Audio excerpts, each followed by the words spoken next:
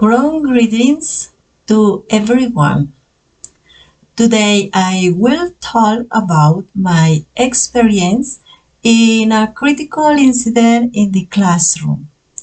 Critical incident in teaching, there are. While I was teaching there are to my second grade students, I saw that many of them had problems using them correctly.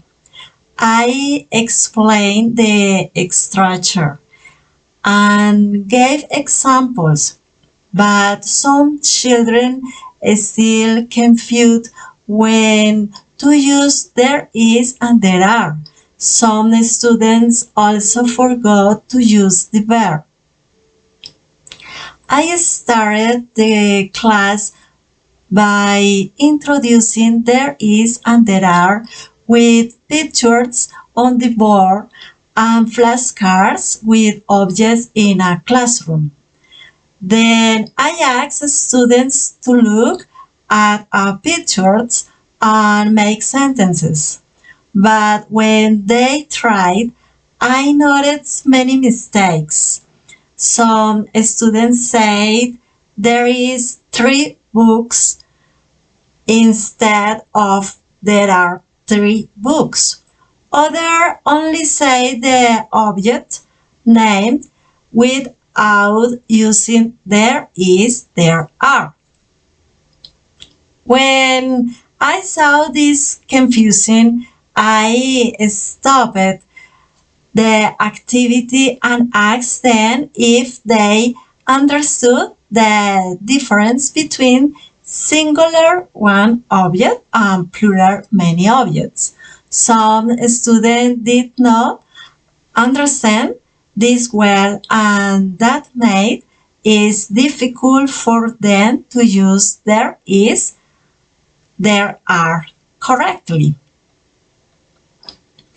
To help them, I show more examples with pictures and use a new exercise. In this exercise, the children put objects into groups.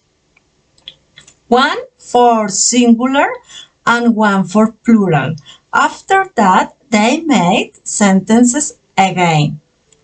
This incident happened because I did not check if my students understood singular and plural before asking them to make sentences.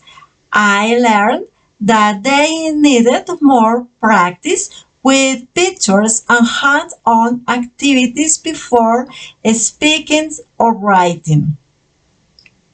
This incident was important because it helped me see my students' difficulties and adjust my teaching to support them better.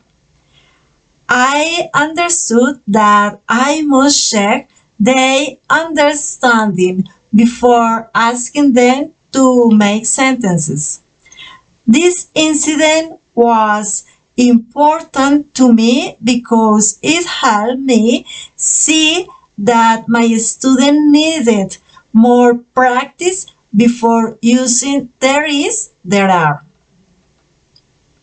It also showed me that I must check if they understand before moving to the next step.